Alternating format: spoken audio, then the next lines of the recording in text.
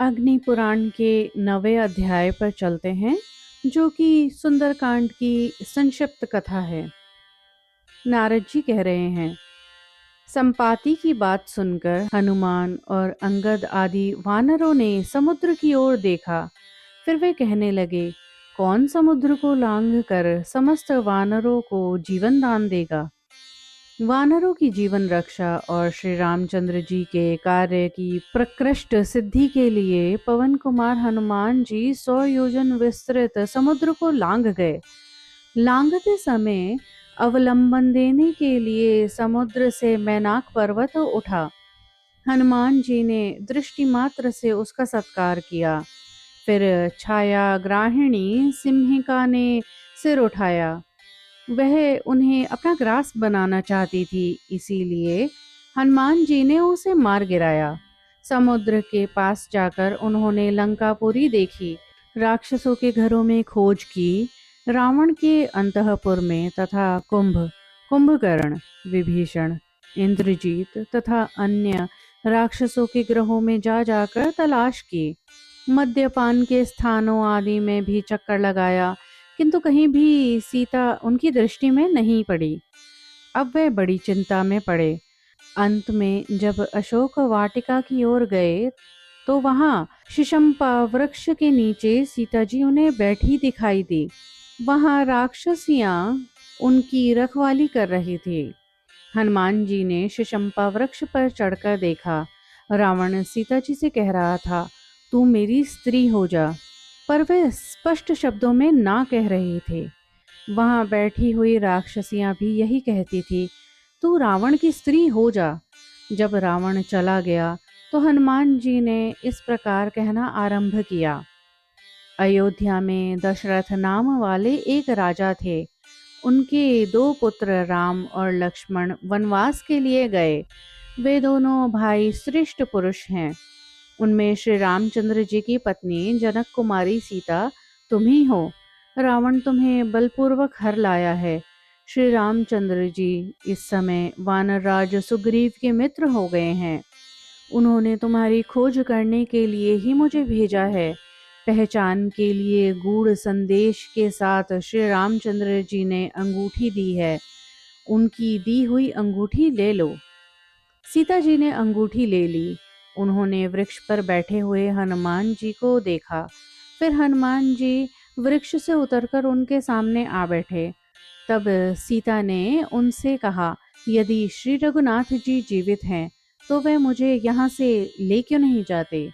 इस प्रकार शंका करती हुई सीता जी से हनुमान जी ने इस प्रकार कहा, देवी सीते, तुम यहाँ हो, यह बात श्री रामचंद्र जी नहीं जानते। मुझसे यह समाचार जान लेने के पश्चात सेना सहित राक्षस रावण को मारकर वे तुम्हें अवश्य ले जाएंगे। तुम चिंता ना करो, मुझे कोई अपनी पहचान दो। तब सीता जी ने हनुमान जी को अपनी चूड़ामणि उतार कर दे दी और कहा, अब ऐसा उपाय करो जिससे श्री रघुनाथ जी शीघ्र आकर मुझे यहाँ से ले चले। उन्हें कौए की आंख नष्ट कर देने वाली घटना का स्मरण दिलाना। आज यहीं रहो, कल सवेरे चले जाना। तुम मेरा शोक दूर करने वाले हो। तुम्हारे आने से मेरा दुख बहुत कम हो गया है। चूड़ामणि और काक वाली कथा को पहचान के रूप में लेकर हनुमान जी, कल्याणी, तुम्हारे पतिदेव अब तुम्हें शीघ्र ही ले जाएंगे। अथवा यदि तुम्हें चलने की जल्दी हो तो मेरी पीठ पर बैठ जाओ। मैं आज ही तुम्हें श्री राम और सुग्रीव के दर्शन कराऊंगा। सीता जी बोली, नहीं, श्री रघुनाथ जी ही आकर मुझे ले जाएं। तदंतर हनुमान जी ने रावण से मिलने की युक्ति सोच निकाली। उन्होंने राक्षसों को मारकर उस वाटिका को उजाड़ डाला।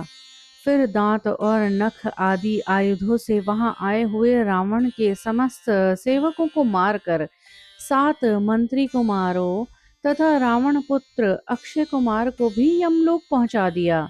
तत्पश्चात इंद्रजीत ने आकर उन्हें नागपाश से बांध लिया और उन वानर वीर को रावण के पास ले जाकर उससे मिलाया।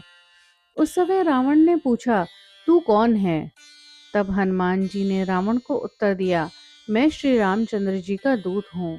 तुम श्री सीता जी को श्री रघुनाथ जी की सेवा में लौटा दो, अन्यथा लंका निवासी समस्त राक्षसों के साथ तुम्हें श्री राम के बाणों से घायल होकर निश्चय ही मरना पड़ेगा। यह सुनकर रावण हनुमान जी को मारने के लिए उद्यत हो गया, किंतु विभीषण ने उसे रोक दिया। तब रावण ने उनकी पूंछ में आग लगा दी। पूंछ जल उठी। वह देख पवनपुत्र हनुमान जी ने राक्षसों की पूरी लंका को जला डाला और सीता जी का पुनः दर्शन करके उन्हें प्रणाम किया।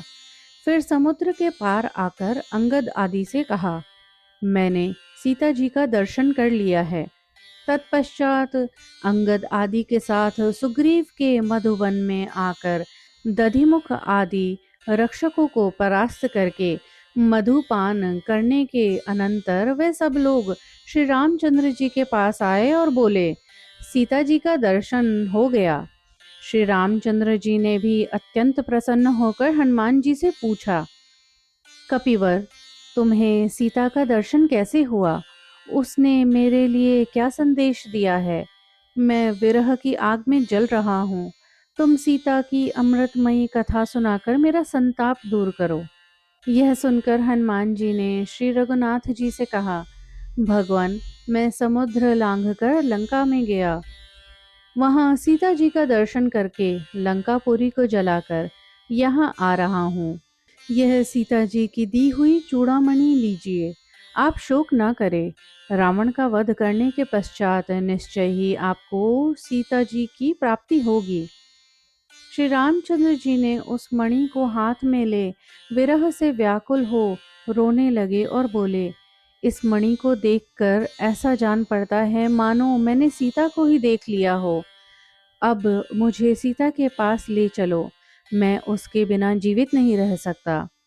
उस समय सुग्रीव आदि ने श्री रामचंद्र जी को समझा बुझाकर शांत कर दिया। तदंतर श्री रघुनाथ जी समुद्र के तट पर गए। वहां उनसे विभीषण आकर मिले। विभीषण के भाई दुरात्मा रावण ने उनका तिरस्कार किया था। विभीषण ने इतना ही कहा था कि भ्राता, आप सीता को श्री रामचंद्र जी की सेवा में समर्पित कर दीजिए। इसी अपराध के कारण उसने इन्हें ठुकरा दिया था। अब वे असहाय थे। श्री रामचंद्र जी ने विभीषण को अपना मित्र बनाया और लंका के राजपद पर अभिषिक्त कर दिया। इसके बाद श्री राम ने समुद्र से लंका जाने के लिए रास्ता मांगा। जब उसने मार्ग नहीं दिया तो उन्होंने बाणों से उसे बींध डाला। अब समुद्र भयभीत होकर श्री रामचंद्र जी के पास आकर यह बोला, भगवान, नल के द्वारा मेरे ऊपर पुल बंधाकर आप लंका में जाइए। पूर्व काल में आप ही ने मुझे गहरा बनाया था। यह सुनकर श्री रामचंद्र जी ने नल के द्वारा वृक्ष और शिलाखंडों से एक पुल बंधवाया और उसी से वे वानरों सहित समुद्र के पार गए। वहां सुवेल पर्वत पर पड़ाव डालकर वहीं से उन्होंने लंकापुरी का निरीक्षण किया। इस प्रकार आदि आग्नेय महापुराण में रामायण कथा के अंतर्गत सुंदरकांड की कथा का वर्णन नामक 9वां अध्याय पूरा हुआ।